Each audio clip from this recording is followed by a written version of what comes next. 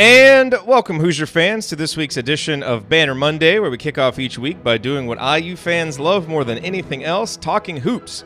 This is the 15th edition of Banner Monday, and it is our 483rd episode overall of the Assembly Call, recorded on the afternoon of Monday, February 11th, 2019. I am your host, Jerod Morris, and let's begin this edition of the Assembly Call how we begin every edition of the Assembly Call, and that is with our Hoosier Proud Banner moment. And once again, we are forced to look to the future for today's banner moment because the present remains a frustrating enigma wrapped in a maddening mystery, topped with loss after disappointing loss.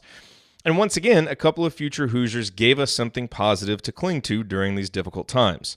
On Sunday afternoon, Jeff Rabjohns of Peegs tweeted a picture of a smiling Armaan Franklin and Trayce Jackson-Davis on the Jumbotron at Simon Skjodt Assembly Hall during Indiana's game against Ohio State. In response to this tweet, which tagged both players, a Twitter user who is presumably an IU fan replied, quote, "Hopefully they're not rethinking after watching that," unquote. Trayce replied first, saying, quote, "Don't worry, we're not, am I right?" and tagging Armaan. And Armaan then replied, quote, "Hasn't crossed my mind at all." So, just in case you were wondering, the two anchors of Indiana's 2019 recruiting class are taking the Hoosiers' post-Christmas nosedive in stride. It's nice to see their commitment to the program and coach, and hopefully it helps convince other currently uncommitted players in the class of 2019 to join them in Bloomington. Alrighty, it is just going to be me for this segment. I'm assuming we're doing it an hour earlier than we normally do. My daughter is home today. She had a fever, so our Banner Monday schedule is on her nap schedule. So that's why we're doing it an hour early.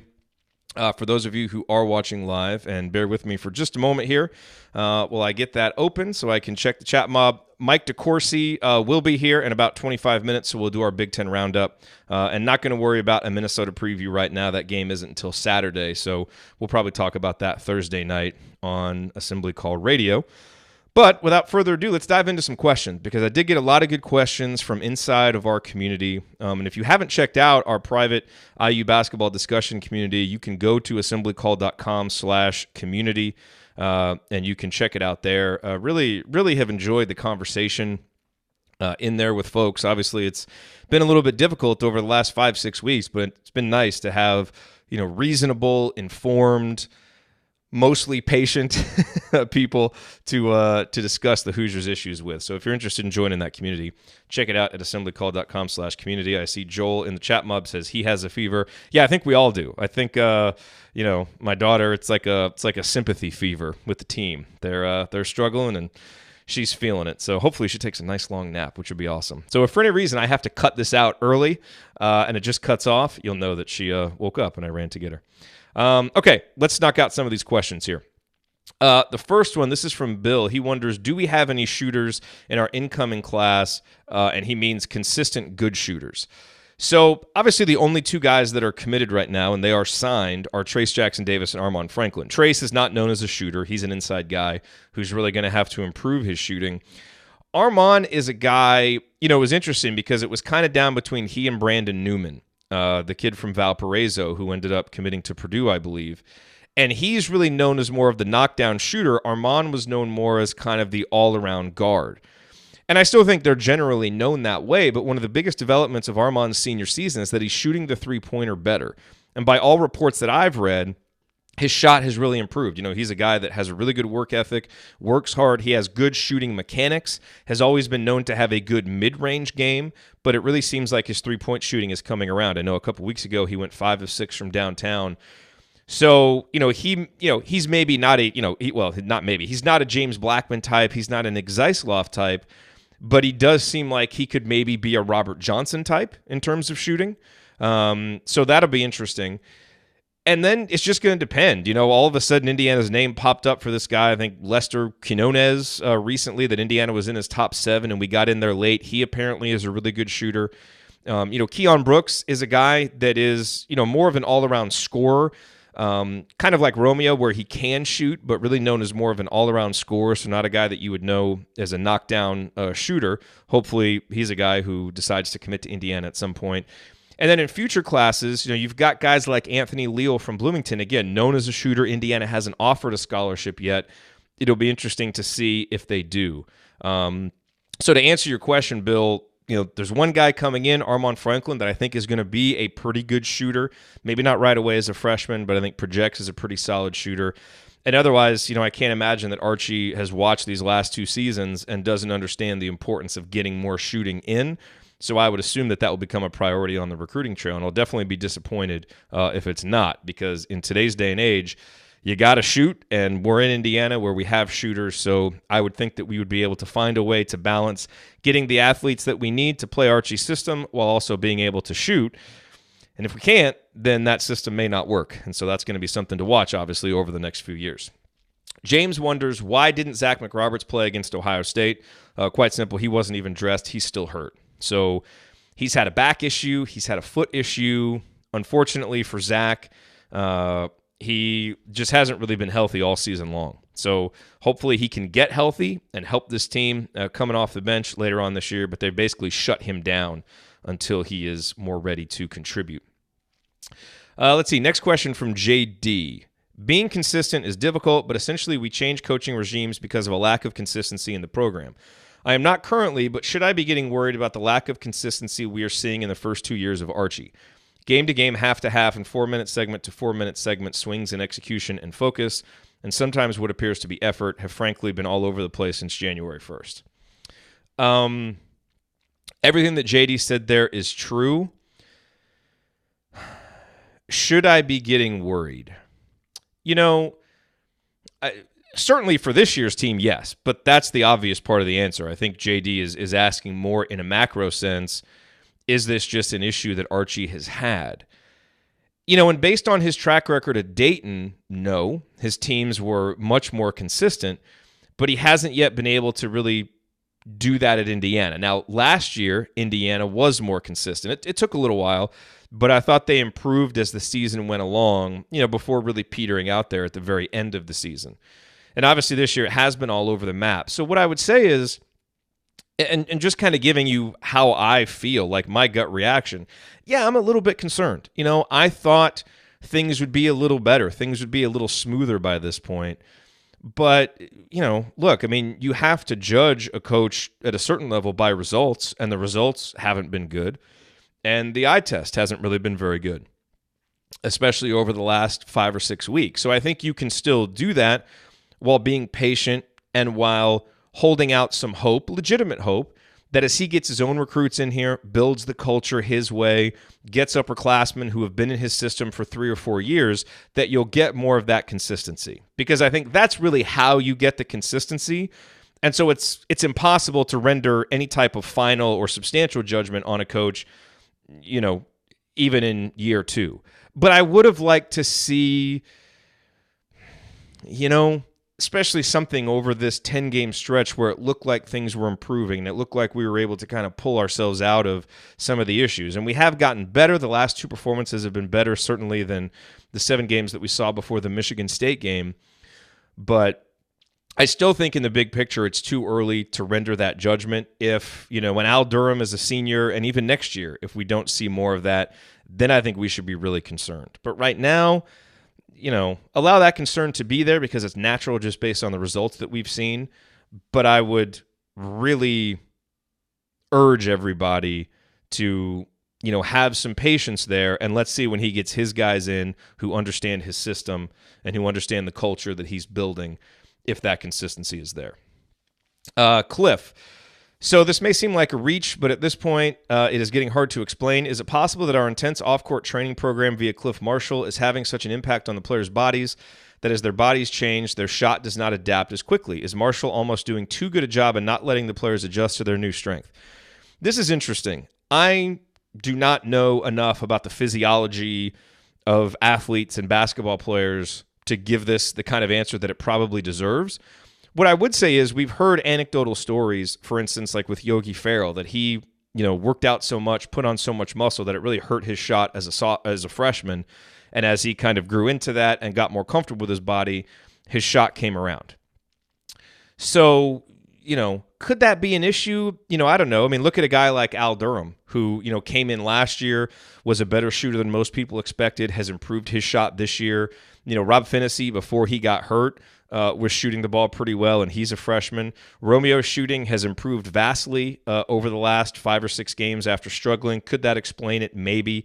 And Cliff even said this seems like a reach. So, I'm just kind of spitballing there. Maybe it's probably on a personal case-by-case, individualized basis for guys. But that's, I think at the end of the day, we just need better shooters and more shooters. And, I don't think Evan Pfitzner is struggling to shoot the ball because he got here and Cliff Marshall put him through workouts.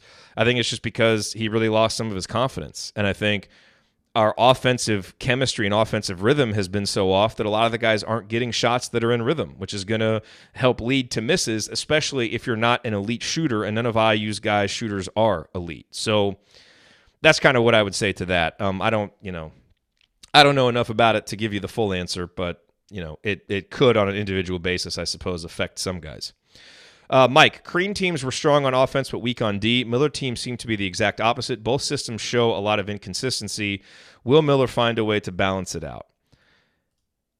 So I think that's easy to say that Crean teams were strong. That Archie teams seem to be the exact opposite. Let me look here. Let me just try to put some numbers behind this. So when Archie was at Dayton, in 2017, Dayton's offense was 53rd in the country. Their defense was 43rd in the country. In 2016, the offense was 146th. The defense was 15th. So certainly that proved true there. In 2015, the offense was 75th in the country. The defense was 30th. In 2014, which was Archie's third year at Dayton, the offense was 37th and the defense was 72nd. And obviously, our defense has been better than our offense since Archie has been here at Indiana. So, will Archie find a way to balance that? Again, both systems show a lot of inconsistency. I think you're going to be more consistent with an elite defense. The problem is, though, Archie, for the way that he wants to run this program, the defense has to be elite. Like, we're talking Virginia, Cincinnati, Michigan State level elite, to where you're in the top 5 to 10 every single year in adjusted defensive efficiency. Right now, Indiana hasn't been close to that. Again, it's a little bit early. He hasn't been able to recruit to his system, install his system, but that's what it's going to take. And if you can get that side of the basketball to that point, you're going to have consistency. And then, the defense will probably lead the offense, and there may be some fluctuations in offense, but that is going to help you get some consistency. But I really think that for Archie to succeed at Indiana, while I'm fine with being, kind of defense focused and let's build a culture of defense, that's all great because that is a way to win consistently. But you're going to have to be able to score the basketball, and you're going to have to be able to make three-pointers. And so I think some of those things, which maybe haven't necessarily been focuses of Archie, I think, he's had teams that have shot the three well. We've talked about that before. I don't think it's something that he just doesn't value, but he hasn't had the personnel, and he hasn't been able to put the pieces in place and have the strategy yet at Indiana to maximize the offensive pieces. And so I think he's going to have to get better at that, and maybe that's adjusting to a different caliber of talent, a different caliber of recruit at Indiana than what he had at Dayton.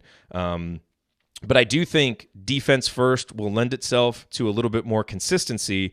The problem is the ceiling is going to be capped on it if the offense doesn't improve. And we all know what the goals are at Indiana. And so I think for Archie to get there, he's obviously going to have to find ways for the offense to become elite. Maybe not every season, but certainly in enough seasons to give yourself a chance to win Big Ten titles and national titles. Michael says, why hasn't Keon Brooks Jr. announced yet? Is it because he was planning on IU and due to results on the court, he's now questioning that choice? Speculation is encouraged here. My speculation would be that Keon has a lot of good choices. Michigan State, North Carolina, Kentucky, Indiana. And it just seems like he isn't quite sure. Can I rule out that Indiana's struggles aren't part of it? No.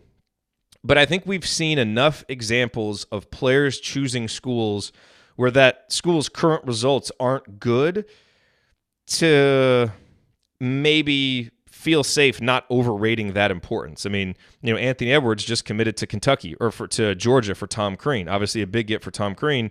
Georgia's 1-9 this year, right? So if that was that big of an issue, he would have gone to Kentucky or wherever else he could have gone. We saw, James Weissman is going to Memphis. Now, obviously, Penny Hardaway had a lot of relationships with those players, but again, they're not having great on-court success, but they're getting recruits. And so you'll see that, especially the first 2, 3, 4 years of a coach's tenure when the excitement is high and there's kind of a blank slate and a coach can really paint the vision for the program before it's all been colored in by his results. You'll see a coach be able to pull recruits where you're like, wow, they're not even winning, but they're getting recruits at that level. That's interesting. So, all I know is fourth, fifth, sixth hand information on this recruitment, so I can't give you any real insight.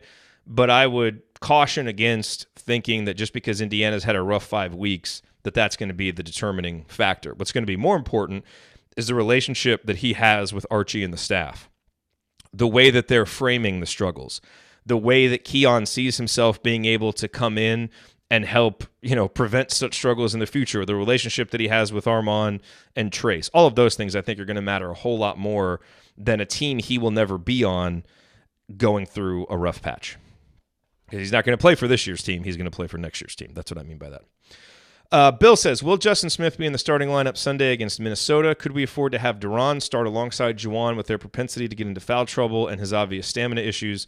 Considering Justin's struggles of late, is it that Race is still not in game shape to take some of his minutes or just not has yet earned Archie's trust? Probably both. I mean, Race has to get back into game shape, and who knows how he's been practicing. But as soon as he's in shape and making enough plays in practice, you would presume that he would get out there because, Archie's looking for any answer he can find. Obviously, he, went to Jake Forrester, went to Cliff Moore there for a few games. They haven't seen as much time lately. So there are opportunities for Race, especially with Juwan and Doron getting into foul trouble and Justin struggling.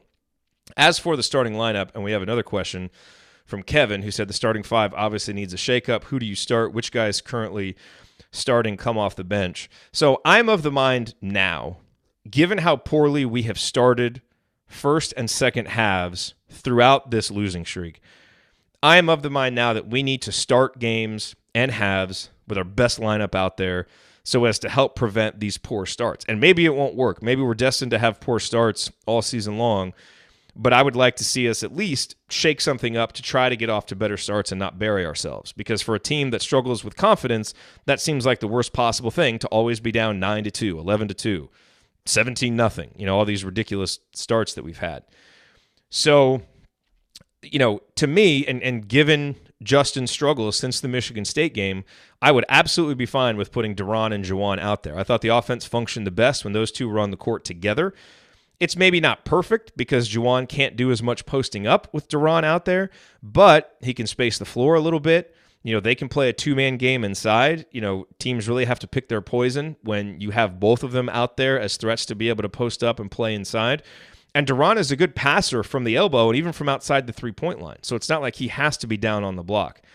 Yes, the issue there is now you're going to have fewer minutes the rest of the game to play Doron because you're probably not going to get him for more than 20 to 22 minutes a game.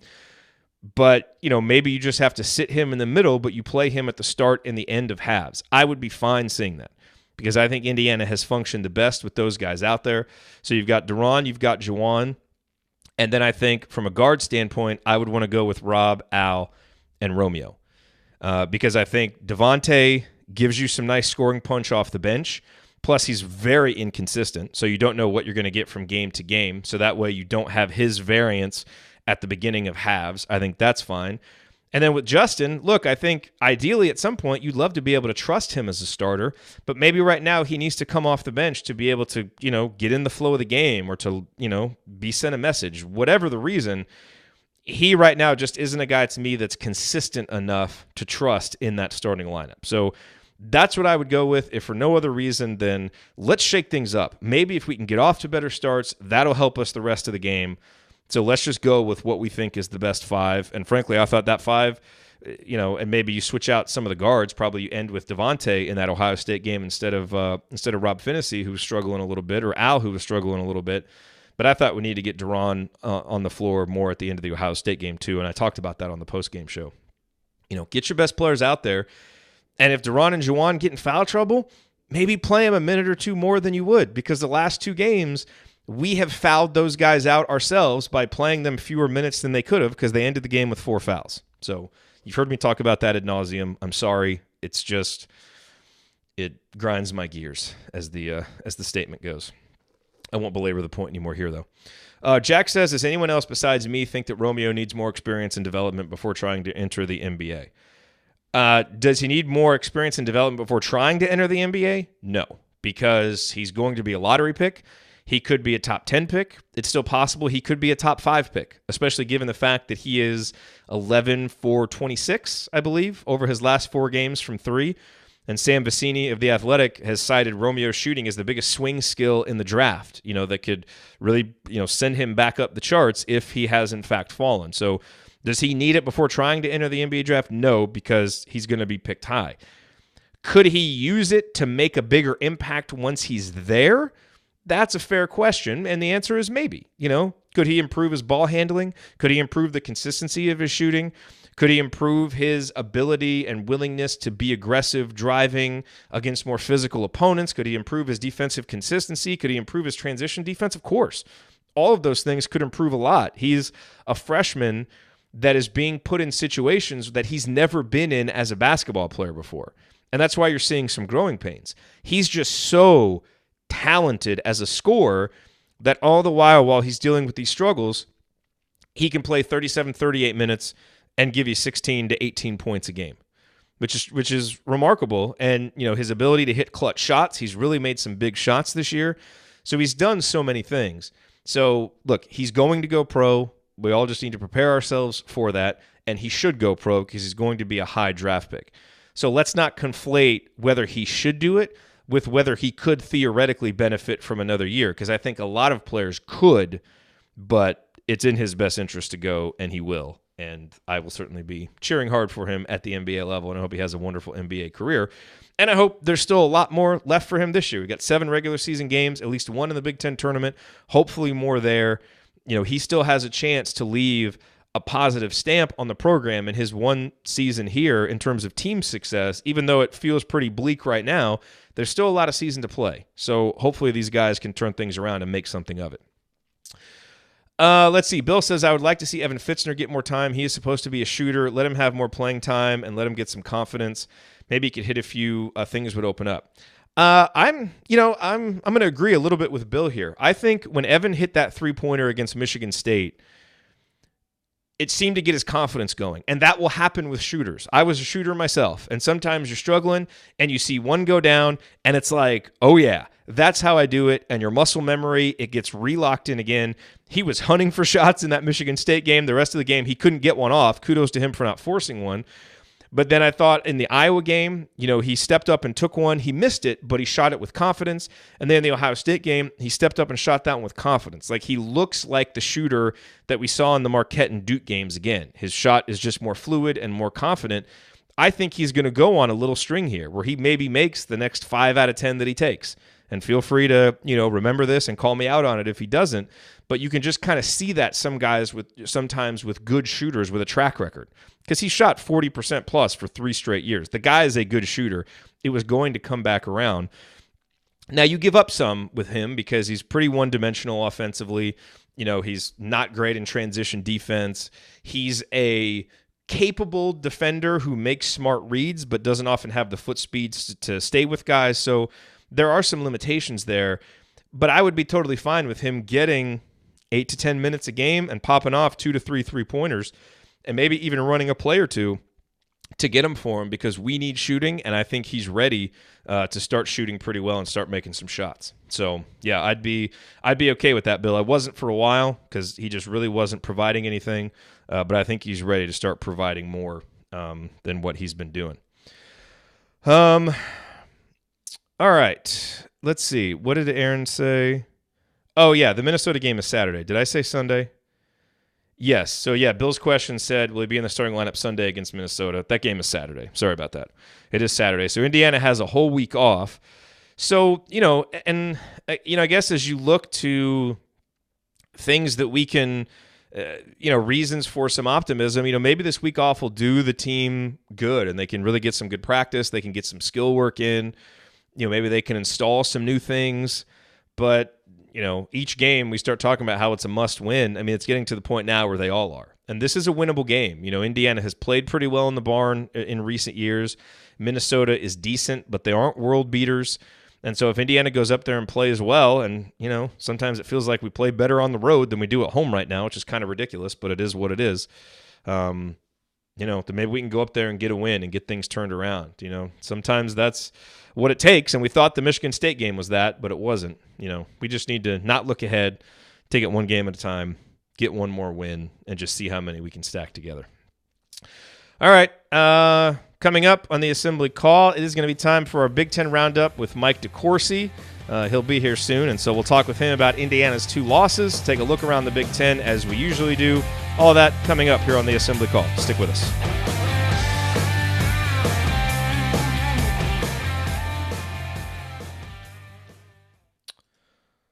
All righty. Hey, thanks everybody for being here live. My apologies again for having to go at a different time, but the when the little one is sick and she needs to stay home, we got to do what we got to do. So we adjusted the schedule, and I appreciate you all adjusting with me. And speaking of being able to adjust, the great Mike DeCourcy, who also adjusted his schedule and was willing to come on about an hour early, which I greatly appreciate. Thank you, Mike. Jerod, how are you? I'm doing well. I'm doing very well. I've got I got the monitor right here so I can watch my daughter. So if she pops up and wakes up, if I go like this at any point and have to cut it off, that's why. But I think we should be fun. If she wakes up on you, just go and I'll deal with everybody until you come back. That's true. You just talk, and I'll bring her in here, and we'll get her insight. Maybe she knows what's wrong with Indiana, because I don't. I do. Well, I guess I do, but it just takes too long to explain. Yeah. All right. Here we go. So let's get rolling here. Are you good for about the normal length that we normally do? Okay. Perfect. Okay, here we go.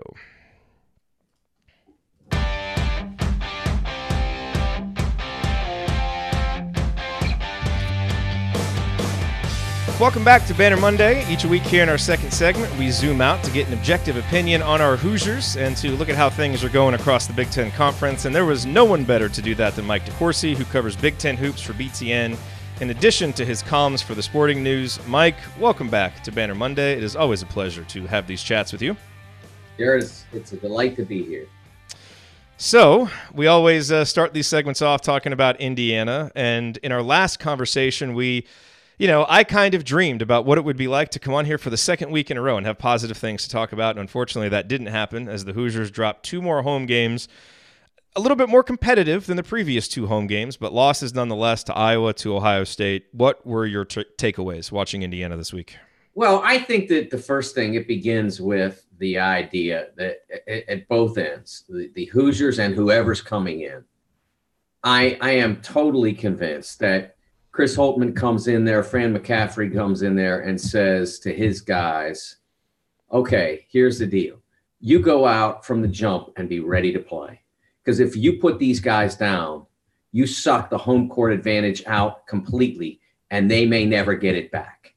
And I don't think that Indiana I'm not saying that Arch isn't saying the right things, but I don't think the players go into Assembly Hall believing, quote, this is our house. I don't think they play as if it's an advantage to be in that building. And that's such an essential ingredient of college basketball success. Every coach of every contending team says, win your home game, split on the road, you're right there. If you can approximate that, if you do a little better than that, then you're probably a conference champion. If you do a little worse than that, then you're a solid first division team that's going to the NCAA tournament. And if you struggle to do that, especially the home part, I mean, we see teams that get into the NCAA tournament that maybe win almost all of their home games and then maybe steal one on the road and they get in the show. We're not seeing that kind of confidence and that kind of performance from the Hoosiers at home. They haven't won a home game in conference play since the start of the new year. And I realize they've lost pretty much everywhere they've been, but if you're going to have performances, if you look at their best performances, probably their two best performances since that dividing line, Christmas, whatever you want to, I look at it from the restart of conference play. Their two best performances at Maryland, at Michigan State, two of the 3, 4, 5 best teams in the league. And yet that's where they played great. Assembly Hall at home against Ohio State, which is tough physically, mentally, but not really overwhelmingly talented, can't win. Home against Iowa, which is not yet fully formed as a tough, mentally tough team. And you're not ready for that one either. And that's something, and Nebraska, which even in its previous state, prior to the Isaac Copeland injury, was not playing its best basketball of this season. And you get put down early and never recover in that, never even become fully competitive. So I think that's the biggest, most problematic ingredient in where they are right now. There are lots of technical things, which we've discussed, on many occasions. And some of those come and go a little bit. I mean, Justin Smith, multiple problems on Sunday. Devontae Green, multiple problems, but made two of the biggest shots in the game. So they come and go, but that collective not being comfortable and confident at home is a continuing thread that has gone on throughout the losing period. It's not a streak anymore, but the 1-9 period. Yeah, we did beat Illinois on January 3rd, and it's a good thing we played them when we did, because if we played them now at home, I'm not sure how that game would go. But to what do you attribute that? I mean, because you are absolutely right, and IU fans are very frustrated about this because we take a lot of pride in our home court advantage, and to see the team play with just so little sense of urgency at home, I feel like the crowds have wanted to get into these games. I don't put this on the crowd, that the air just gets let out of the building so early. And you're right, we can't make enough big shots or sustain enough offense to get a run to get the crowd in it. To what do you attribute that? Is this the mental toughness, the maturity of the guys? Is this a coaching thing, or is it just like a strange amalgamation of all of these factors coming together? Well, I think first of all, they want to do well. And they feel pressure to do well. And I think that when they don't perform well, I think they feel like they're letting the people in the building down. I think that's part of it. I do go back to when I was at the Northwestern game in early December in the first segment of conference play. And I was surprised at the size of the crowd. I thought it would be better coming off of the success of the Marquette game and how much fun that was. I thought the crowd would be bigger for that. So I do wonder about that. But I think most of it is internal and wanting to please the crowd and wanting to be good and then struggling to make that happen early. And then it feeds upon itself. And I don't think they go into that arena feeling like they own it. And you can see that reflected from the very beginning. You can see it reflected in some of the things they do. I mean, you look at, there were at least, I didn't chart it, there were at least 4 instances on Sunday when, through either happenstance or execution, sometimes you happen to be in the place where the ball is, one of your teammates is guarding the ball, they take it toward you, you happen to be there. And so you naturally, you try to pay attention to your guy, but then you think, okay, let's see if I can make a play on the ball. Or you make a definitive, I'm going to double this action because it's doable. And I saw at least 4 occasions when the Hoosiers had that happen, where they doubled the ball and got the ball loose. Not loose like boom, knocked on the ground, 6 guys go flying, but just a deflection. It's available to maybe make the play and go after it and see if you can't create something. And on 4 occasions, I saw that happen, and I saw the player who created that momentary possibility then immediately abandon it and go back to his guy. They are not playing with the confident aggression that turns that little deflection into a steal and then a bucket. That team gets no easy buckets because they're always worried about what's behind them. They're not worried about what's in front of them. I saw that 4 times yesterday. There were several players that were involved in it. It wasn't one player. It was a lot of different guys. I was amazed at how frequently that particular circumstance came up. I've seen the exact same thing. So what would you do if you were coaching? Because I just got done in our first segment talking about how the starts of games, the starts of halves are killing us. Ohio State outscored Indiana 22-6 over the first 4 minutes of each half. I mean, there's your game right there. So what would you do with the starting lineup then to shift things? Because I think at this point you have to change something. I gave my thoughts. What do you think Archie should do with it? Well, they already did change some, and I thought it was the right change to start playing Al because it gives you a better offensive option, and obviously Zach isn't available anyway now. I would start by I wasn't there for the beginning of yesterday's game, so I don't know if they did this, but I would go big from the start. They didn't. Yeah, so I would go big from the start, and I know that exposes you potential foul trouble, all that kind of stuff. That doesn't matter. I'd go big from the start, and I will say that I thought that for another, I guess that's 3rd game in a row, maybe Doron's playing well. I mean, he's contributing. He's giving them a presence. He's giving them muscle. He's giving them the opportunity to be competitive with. I'm not sure how many teams. I don't have the schedule up in front of me, but the games they've just been through. You got Caleb, you've got Nick Ward, you've got Luka Garza. I mean, they're Rutgers when they played them. I mean, there aren't a lot of teams in the Big Ten that you can say we don't need to be big. I mean, even Georgie Bashana's-Philly at this point, I'm not sure I want Juwan trying to root him out of the post. He's not tall, but he's been massive lately, and he's been doing it against big guys. He did it against Michigan State, Nick Ward, etc.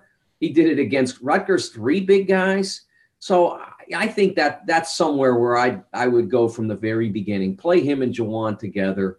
You still have the option when you feel like it's advantageous to you to put Juwan in the post and make the other teams guard him out on the perimeter, and try. The problem with Juwan playing in the post right now is that he's got that dribble move that's really good, and he can really crab dribble into good positions. But everybody crowds him because they're not really afraid of the 3-point attack, so it doesn't help. So you might as well have him in places where he can make plays. He's not able to get as much done down low because of that. I mean, if I'm playing Indiana right now, the only shooter I'm worried about from the jump is Al. And it takes more for Al to get a shot than almost anybody on the team. And I don't mean he can't get into his shot, but because he's smaller, he's not that hard to drive out of it. And so most of Al's best shots come inside out. Well, if I'm not dropping off him and I'm crowding the post elsewhere, it's hard to even get it into Juwan in the first place for him to kick it back out. I only need to stick with one guy. I stick with Al. I crowd and drop off everywhere else. And so it doesn't help you to have a guy like Juwan in the post. It's much better to have Doron, who commands a presence. You can drop off. You can try to crowd him, and he can fight through it better than Juwan can. Yep. I agree with you at this point. We need players that we can trust at the beginning of games. And, there aren't many players that have been better and more consistent than Doron the last 3 games. And I think he's a guy his teammates trust. And on a team that doesn't seem to have a lot of trust in each other, they all do seem to trust Doron. And I think that's really important at the beginning and end of games, or beginning and end of halves. And then you just got to figure something out in the middle, because he probably can only play 20 to 22 minutes a game. But we have to get off to better starts. There's no question about it. All right, so moving away from the Hoosiers, let's take a look at the Big Ten. We can start with power rankings. What does the top 4 look like this week? Well, for those who've been with us from the very beginning, they know that this is not a Big Ten season-only ranking. And so Michigan stays at the top. They are in first place in the league, tied with Purdue. And it's certainly not a momentum ranking, because momentum is overrated in this game. As they used to say in baseball, I don't know if they still say this or not, momentum is tomorrow's starting pitcher. Well, in the Big Ten, momentum is what your schedule looks like next. And so for Purdue, they've got great momentum, but now they've got to go to Maryland. If they win that one, then we know there's something going on. So I would go with Michigan at first. Michigan State still second. Purdue strong third, but still those losses aren't going away. They're being buried under more and more victories. So they are a strong third, very close to Michigan State. Even Michigan State responded well to the 3-game losing streak. And then finally, I have Iowa, which certainly did not perform. Again, talk about not a performance ranking. They were bad on Sunday. They were bad for 38 minutes, and then they were miraculous for 2, and sometimes that gets you a victory. One comment I'd like to make about these power rankings is my continued surprise at the early release of the NCAA seed list to put Michigan in the 6th spot behind 4 number 1 seeds, obviously Duke, Tennessee, Virginia, Gonzaga, but then also Kentucky. I don't understand what's at work there. And you are the current leader of the best league in the country. You have won at Villanova by 30. Villanova is still the leader in the Big East. You beat badly, or decisively at least, one of the top 3 teams in the ACC in Carolina. You're leading your league with a victory over Purdue, victory over Wisconsin. So you've got all of that going for you.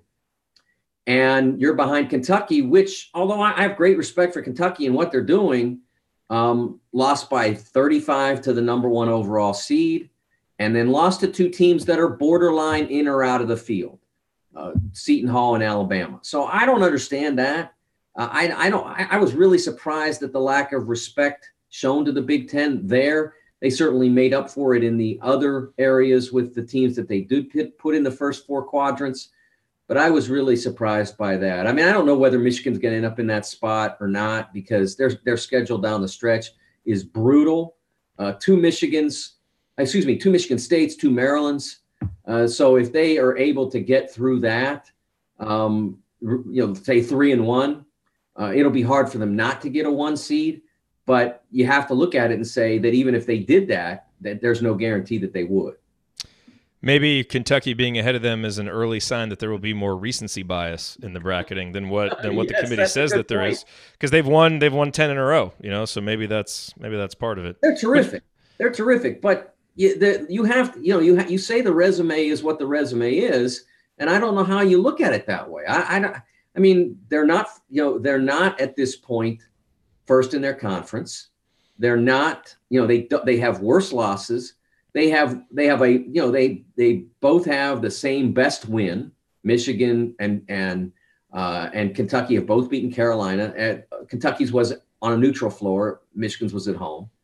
But then I think that Villanova probably qualifies as, a better into the field win than anybody that Kentucky has. So I'm surprised by it. And honestly, I guess we've come to the point now where these bracket reveals aren't making quite the impact that maybe the NCAA thought they would, because I didn't hear a lot of squawking about it. I was surprised by that. Yeah. So what team performances stood out outside of Jordan Bohannon's ridiculous shooting? Yes. People are probably going to turn this off just because the fact that I mentioned it again, but it was ridiculous. we had some very interesting synergy yesterday on BTN. We had Jordan Bohannon featured on The Journey, and we ran him in the pregame show, and then he goes out and does that. And we also had discussed in our meeting for Big Ten basketball and beyond, doing a segment on what we call the commissioner segment. If you could declare a new rule in college basketball, what would you do?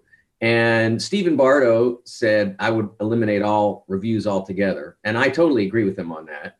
But my position was that if you're going to have reviews, then we should at least not allow the teams to congregate around their coaches and have plays drawn up in those circumstances, unless they want to call timeout.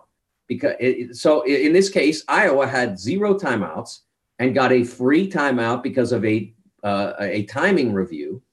And so Fran was able to drop a beautiful play. There were like 7 different actions going on. And one of the actions going to the rim, Tyler Cook going to the rim, caught Gaines off guard for a second. He stayed with that until he was sure that Derek Pardon was on it. And that opened Jordan Bohannon to get the inbounds pass. And Gaines did a great job getting out there and challenging the shot. But if they had to just scramble and just throw the ball in bounds and see what they could make happen, I mean, I'm not saying J-Bo wouldn't have got it in there anyway, but it makes a difference. So we had actually discussed that ahead of time, and there it was. So it was an interesting day at BTN. Can I play devil's advocate on that for a second? Because that's interesting. But since both teams get to huddle with their coaches, why is that a bad thing? Since at least then after the review, you should theoretically get more organized play or better play. Well, because again, the team that needs to draw up a play to get to what they want to get to, if they have a timeout, they have every right to call that timeout and draw that play up. But if they don't have a timeout, then they get an extra bonus timeout. Now, they ran themselves out of timeouts. Nobody stole them. They called them. And they get to the end, and they don't have any. And so in this circumstance, and I saw this happen in an NCAA tournament game in 2013 between Marquette and Davidson, and I wrote about it at the time, and I tweeted that column earlier today, that Davidson specifically chose not to call timeout to inbounds the ball. They were up 3 or 2 with 7 seconds left. They chose not to call timeout because they didn't want to give Marquette the opportunity to draw up something for themselves, a way to do things, whatever it was. And so then Davidson throws the ball out of bounds. They go to check the clock, and boom, Marquette gets time to draw up a play. So yesterday, Fran did a great job. Like I said, it was a beautiful play, beautiful set. Lots of different options, lots of different actions that caused problems. And they would not have had the opportunity to do that because they ran themselves out of timeouts. So the players would have had to just say, we're gonna run 20 cross or whatever. They would have had to make that decision on their own.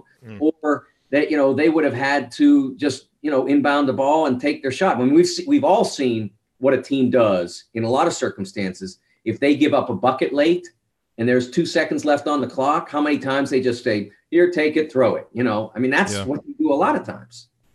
It would put a lot more pressure on the internal leadership of the team to kind of, rally the guys together, and it'd be interesting. I think I agree with you on that. So here's what's going to happen now. I'm going to get a call from Fran McCaffrey, and he's going to say, how do you know we have a play called 22 cross? When Fran calls, like on the phone, is he like calm and measured, or is he screaming and angry and you can see the red face through the phone? He's great. He's a wonderful guy. I've known him for 30-some years. I did a piece on him back when I was working at the Pittsburgh Press, and they were basically the number 64 team in the NCAA tournament. He was coaching at Lehigh. He was 28 years old. I was a year younger than him. He was 28 years old, and they were playing Temple, the number 1 overall team. They didn't designate it, but we all knew. And so we did a piece about number 64, and he let me come up and spend 2-3 days with them in preparation for their game against Temple. And we've known each other ever since. It's been fun to follow his career.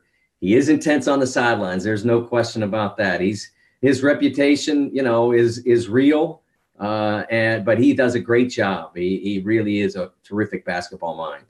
So let me ask you a question about him, since, you probably have some insight into his philosophy. Why are they not better defensively? Like, is this a thing where he has chosen to emphasize offense and recruit to that? Is it a personnel thing with them defensively? And obviously we've seen it in Indiana where, we had a coach that was, emphasized offense more than defense, and now we have one that goes the other way. Because if I remember correctly, Fran's first couple of years at Iowa, weren't they really good on defense? Yeah, I think it's more a personnel thing. I mean, when your point guard is Jordan Bohannon, he's not long, he's not tall, so he's a shooter first. That's what makes him great. That's sort of who you are from a standpoint of physicality, and so when your point guard is not tremendous against the basketball, you're starting off from a defensive deficiency to begin with. I think that they base their team on who they get. And the best coaches are able to do that because you never know exactly who your players are going to be. And so you have to be able to go all the way up and down the scale. I mean, when Michigan had earlier teams, They weren't, when they had Trey Burke, they weren't great defensively. They were mediocre. They worked hard to be mediocre, to be, 40, 50, 60, whatever in defensive efficiency. They worked really hard to do that because they had a small, not long point guard who wasn't able to suppress action by the ball. And so as a result, they were not great defensively, but because John's always been a brilliant offensive mind, they were able to be, A+ offensively. Now they have the best on-ball defender in college basketball in Xavier Simpson. And so they also, he made a conscious effort first with Billy to bring in him, and then Luke Yaklich. And now they've got a team that is effective at both ends. And Charles Matthews as well, another really good defender. So let me ask you this question. Whenever new coaches come in at the same time, they're often compared to each other, especially the first few years. And you'll get a lot of that, obviously, with Indiana and Ohio State because Holtman was, coaching here in Indiana for a while.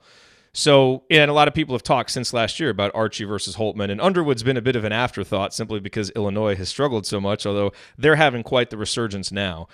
If you had to bet or pick which of those three would win a Big Ten title first, who do you have the most confidence in?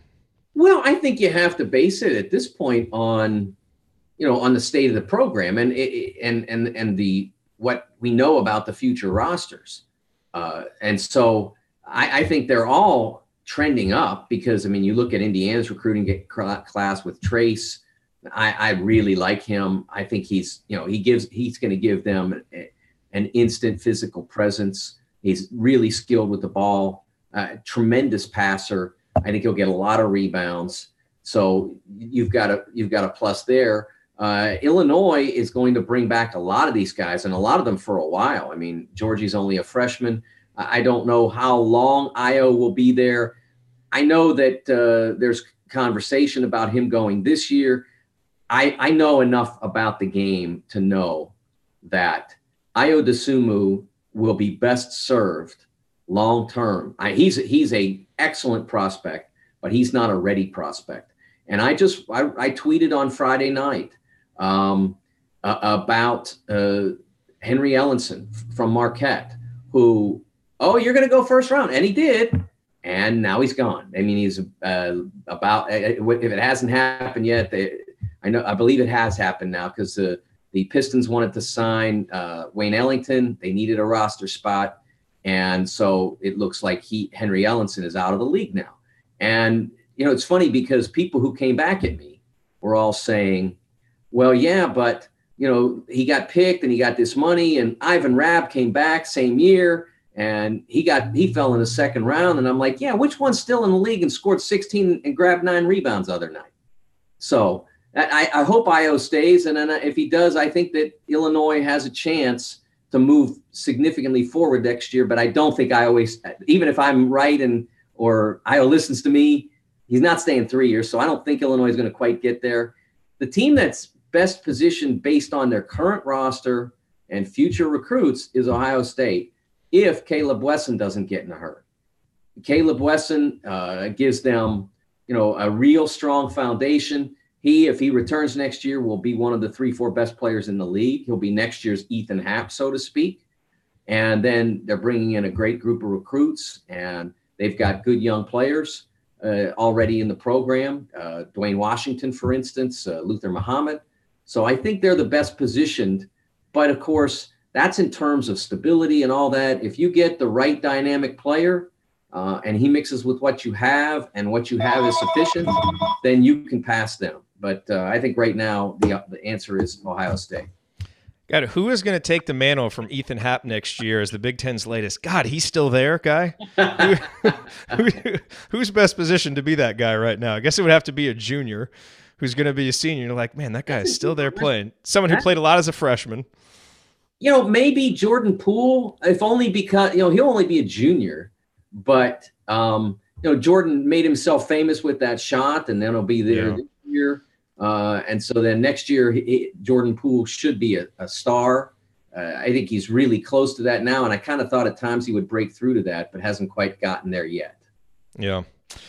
All right, well, Indiana doesn't play again until Saturday against Minnesota in the barn.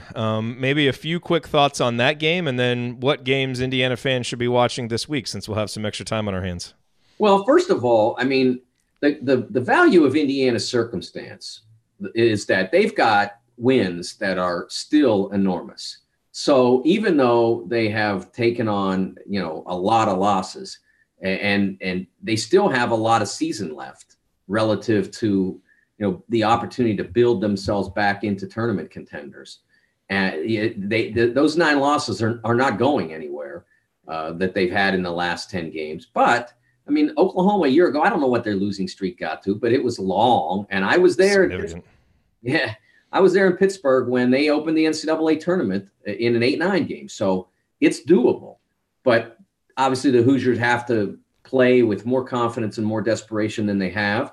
And they're going to play against a team that is in somewhat similar circumstances. Maybe it looks a little better for Minnesota in terms of their overall record, but they don't have the quality behind it that Indiana does. So they know they need wins. And even though their win against Indiana would probably diminish Indiana to the point where it might not be as big a win for them as it would otherwise, it's still it's too early for it to be an elimination game.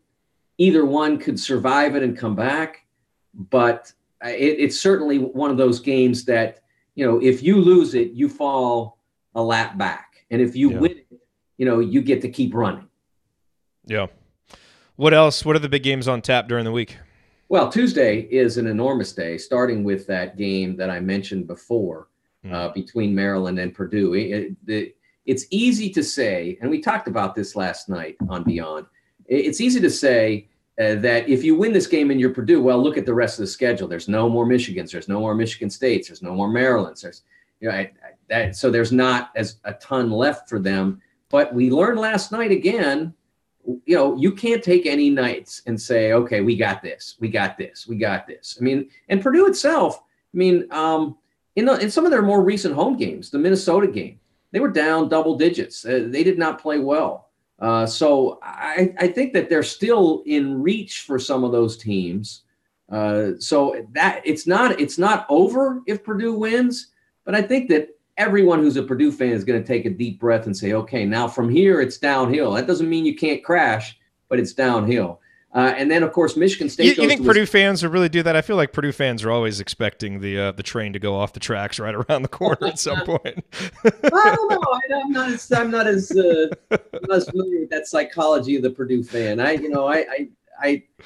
do think that because they haven't made a Final Four since '80, I guess. Yeah. That maybe they think it in that sense, but winning Big Ten titles is what they do. So yeah, it's true. I'm not sure that they would look at it like that, but that's true. That doesn't happen until March. That is true. Right. And then same night, Michigan State goes to Wisconsin, and the Purdue game, the Purdue Maryland game is on BTN. Excited about that. And then Michigan State goes to Wisconsin, and Michigan State needs that to stay in the race. If they lose that, I don't think they can win the Big Ten. Not impossible because you sweep Michigan and all that.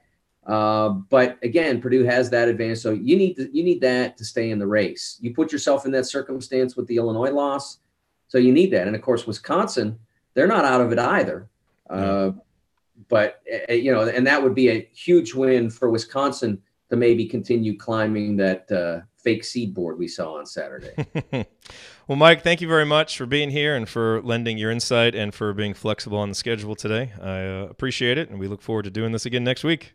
And I didn't talk too loud and wake anybody up, did I? No, although she is stirring right now, so our timing was impeccable. All right, Jerod. Thank you. Yep. Thank you, Mike. Really appreciate it. All righty. Well, that is going to do it for this week's edition of Banner Monday. Let me get some outro music here. As my daughter she was stirring and then she just laid back down. So I might have some bonus time to actually get this podcast posted. Anyway, thank you everybody for being here. If you want to follow us on YouTube, youtube.com/assemblycall is the place to do it. Make sure you go to assemblycall.com and get on our email newsletter. Text IU to 66866 to join. And we'll be back. We'll have Basketball 201 tomorrow afternoon, Thursday night, Assembly Call Radio, and then Saturday, the IU Minnesota postgame show. Until then, keep your elbows in and your eyes on the rim. and go Hoosiers. Thank everybody for coming out. All right, I got to get out of here, folks. Thank you. All right. Nope, she just got back up. All right, everybody. I'm going to head on out. I'll get this podcast posted at some point this afternoon. Thanks for being here, and talk to you guys tomorrow for Basketball 201.